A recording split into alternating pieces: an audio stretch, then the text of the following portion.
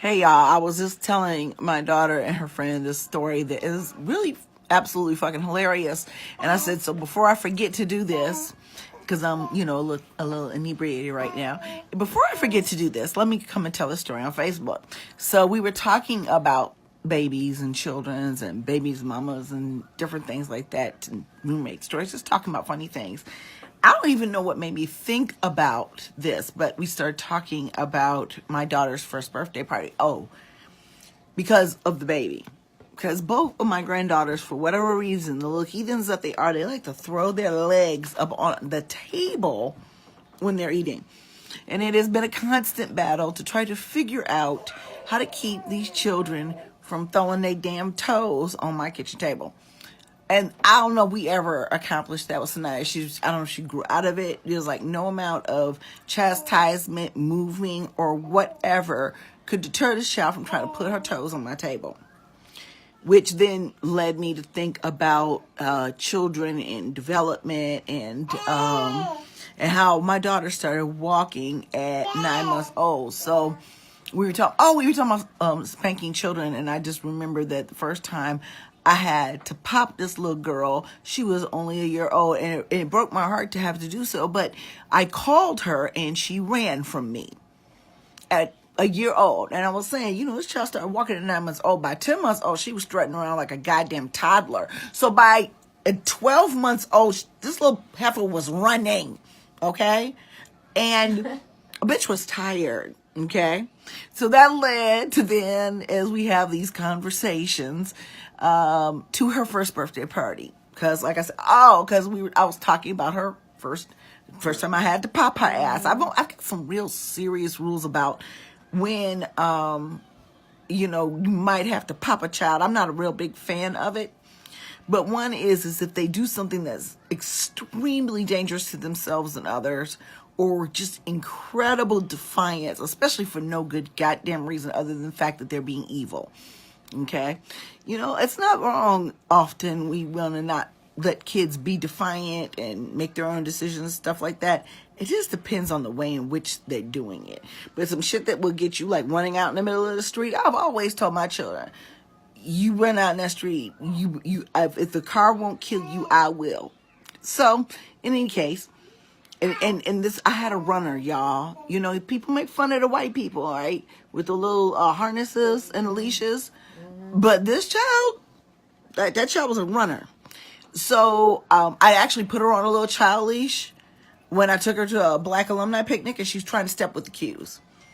She managed to unhook the little harness, and she's about to get stepped on by cues, because when they get in the zone, and we were talking about how the African dancing and the parts of it, they get possessed. Okay, cues will spin around and around, and they're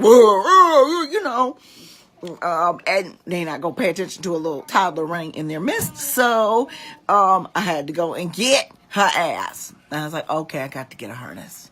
And it was, as a black parent, that was absolutely heartbreaking, for lots of different reasons. But, we do associate child restraint devices like that as something that is outside of the culture, because our culture has always been, for right or wrong, you move if you want to. My mama could look at me and freeze me in my tracks. But then you were talking about your baby daddy. Yes, we're gonna get to that.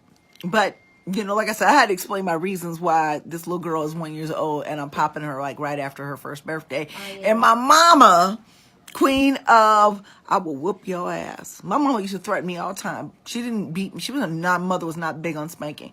My mama used to tell us, I will put you in Burr Oak. I was 27 years old before I realized that Burr Oak is a cemetery.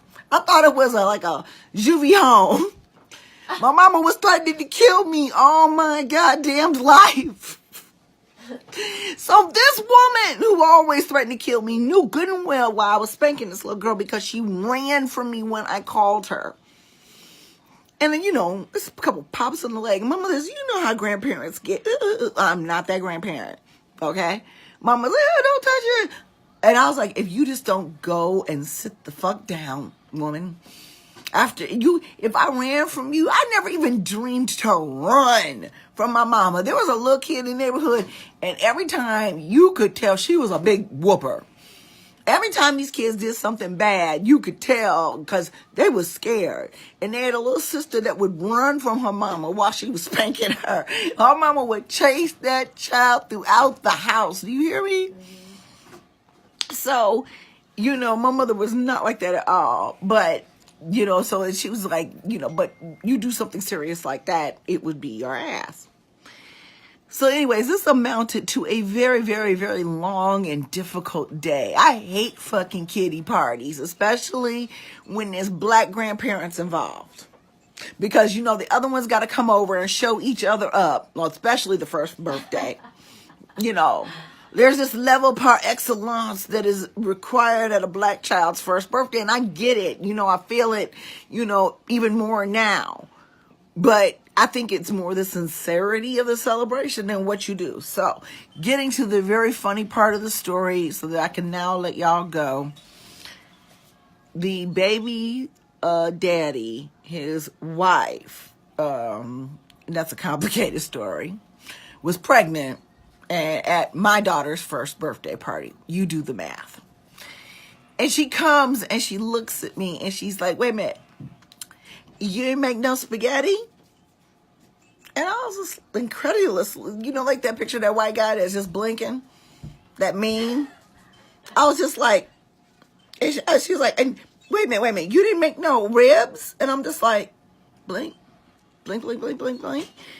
And I was like, let me explain something to you. I understand our culture. I understand that birthday parties traditionally are as much for the adults as it is for the kids. That's just the way it is in our community. But let me explain to you, you done come up to the north side for this party, and I done been to plenty of white folks' birthday parties, and they kick it cheap. I've got you the most kosher motherfucking hot dogs they make on the planet, Hebrew National. You can have your choice of bun, white or wheat. I even got some vegan dogs over there. We got Vintner's potato chips, that real good shit that's made only in Freeport. You can't get Vintner's potato chips here.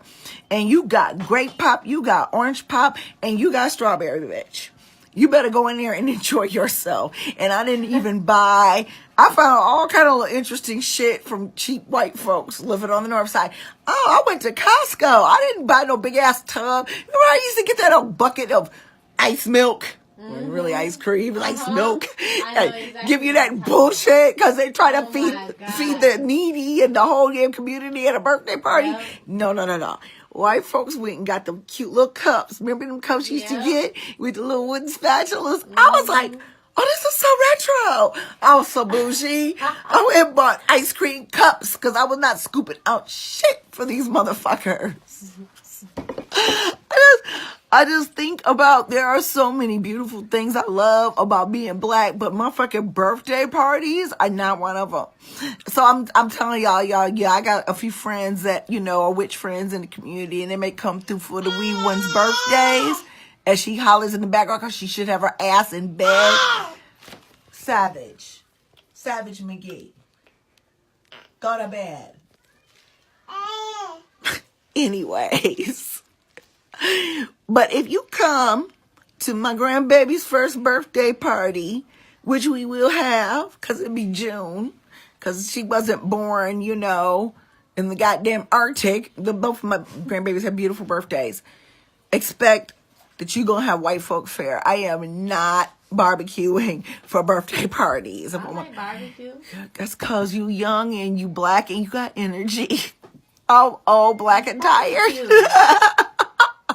She says she go barbecue. See, that's the thing. That's a young folks thing. I was a late. I had Trinity when I was 33.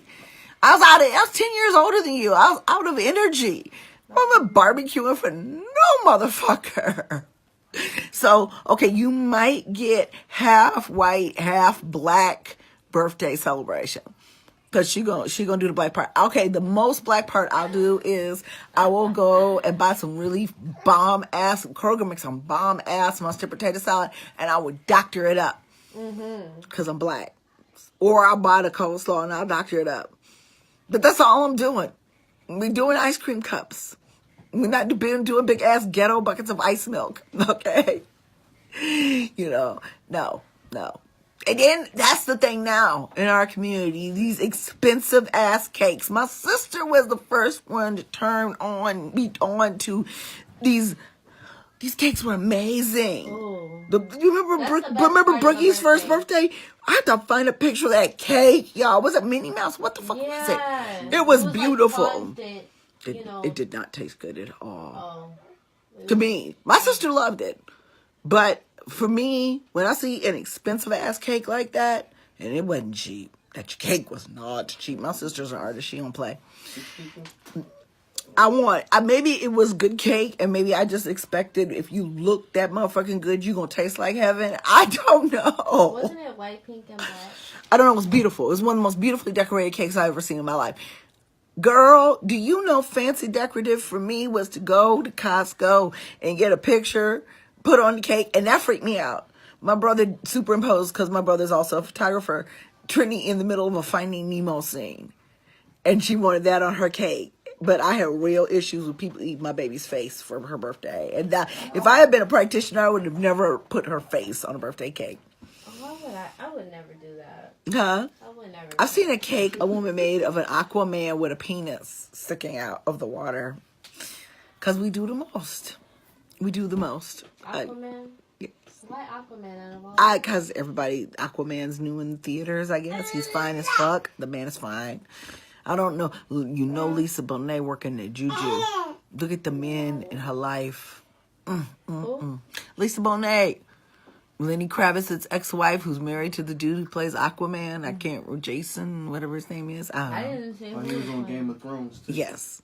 But that's the end of the story, you all. Black birthday parties. I had this called birthday parties. I'm going to have to go back and edit it so it says black birthday parties because, yeah, I could not believe that she asked me about some ribs, chicken, and spaghetti. That reminds me, we have spaghetti in the fridge. Yes.